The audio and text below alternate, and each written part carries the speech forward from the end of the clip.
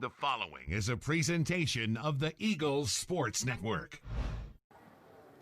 We're now joined by Carson-Newman coach Mike Mincey. And, Coach, your team closes this game in really impressive fashion, not just in the fact that you scored a lot of points, but the fact that fourth game in 7 days, a team that had closed the gap to just 1 point with 2 minutes to go in the third period, you end up outscoring them by 18 in the fourth. What can you say about your team's resiliency in the fourth period? Well, this was something we hadn't faced all year, which was a team that was going to press us, a 94-foot game. They're obviously trying to take the ball out of Braylon's hands, so they're continuing traps into the front court. And when teams are trying to do that, and I told them at halftime, they're trying to see if you can make plays. They're challenging you to make plays. And at times we didn't make the right play, but obviously down the stretch we did the right thing and usually got it in scoring position where we needed to be. And honestly, I feel like that Lindsey Taylor, you can't hide the fact she played 2 minutes in the first half. And I don't know what she finished with, but she did a great job in the second half. Yeah, we'll talk about her real quick. She only played 19 minutes in the game.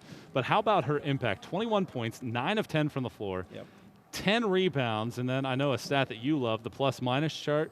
She was plus 35 when she was on the floor. Addison Bird was plus 36. Otherwise, nobody was more than plus 24 in this game, and it was really your starters. To have a player like her out there on the floor, not only offensively, but also on a night where you set the program record in blocks with 13. What does that mean to have her at both ends of the floor in a game like this? Well, it kind of shows how important she is to our club. We were up 2 at the half, but we were getting hammered on the offensive glass. We had given up 17 offensive rebounds. We had put them at the free throw line a ton. We hadn't shot any. And it was a real challenge at the halftime. I was really disappointed. I just feel like we were getting outworked. And it's nothing against the other two, but like when she came in, she obviously made her impact felt by going for 21 and 10 for the game, having to play with, somewhat saddled with foul trouble, but to play straight up. Because she's playing against sizable players that have guard capabilities, and I thought she did a phenomenal job, and I thought she did a really good job down here on the offensive end of giving us that presence down low to be able to get those easy baskets. You mentioned the offensive rebounding numbers. Wingate in the first period, 12 offensive rebounds, 14 second chance points. All their points were second chance points. Correct.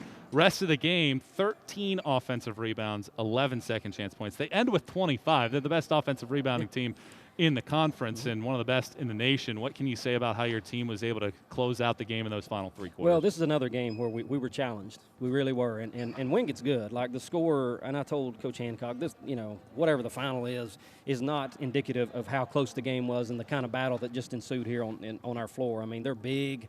They got big guards, and I was impressed with how they played in the first half. But, they challenged us to be able to handle pressure, to handle backcourt pressure. They took the ball out of Braylon's hands, and how we're going to respond. And I felt like in the last 20 minutes, especially that fourth quarter, as a whole, we did a really good job. But one of the things I thought was real key for us was our starters were gassed in the third period, and we were able to go 5 for 5 and kind of hold serve enough to where they could get a rest, and then those starters were able to come back in the fourth quarter a little bit more fresh. We talked about it at the beginning of the game in the pregame show, how you had some players that had gone off. 3 different players had scored at least 26 in the last 3 games. Well, today, 5 double-figure scorers. Bird with 16, Wyka with 16, Boshears with 20, Taylor with 21. How nice is it to see that kind of diversity and the ability to score in one game? Obviously as a coach, we hadn't broke the century mark in a while. The pace of play and the pace of the game, kind of aided that. But to score 105, 5 guys in double figures, 26 assists, only 13 turnovers, there's a lot of things that we can be happy about. And we kind of, other than the 25 offensive rebounds, they out-rebound us by 5, so we closed that margin a little bit in the second half. Shot it somewhat well from the 3, but in this type of game, it wasn't necessarily 3-ball shooting. It was making the right play in the press because they're trying to get us into making bad plays and creating turnovers. And so I just feel like that we had some dumb plays, but for the most part, especially in the second half, out of the press and out of the traps, I thought we found the right guy, and the right guy made them pay by putting the ball in the basket. Now you turn around 4 road games in the span of a week starting Wednesday night with a trip up to LMU. How do you take the momentum that you guys are currently riding, but learn some things from it as you get ready for that stretch? Well, it's going to get harder. we may have been picked to win the league, but I still think the league is balanced, especially up top with some really good teams. And just like Wingate, they've been playing without some players early. They've got some of their players back, and they were playing without Hannah Clark today, who unfortunately got hurt at LR. But we're still figuring ourselves out a little bit. Can we press? Can we not? What rotations can we do? We've only played 7 games to be able to figure that out, and it's only going to get tougher from here. And I've tried to, get them. I've been telling them a lot. Like, we've got a really brutal schedule coming up with some 4-game weeks. We got to go on the road a lot because we've played a majority of our games at home, and so I think championship teams are able to go on the road and get wins, and we'll just see how good we are when we start traveling here. Coach, thanks for the time. Congrats on the win. Thank you, Michael.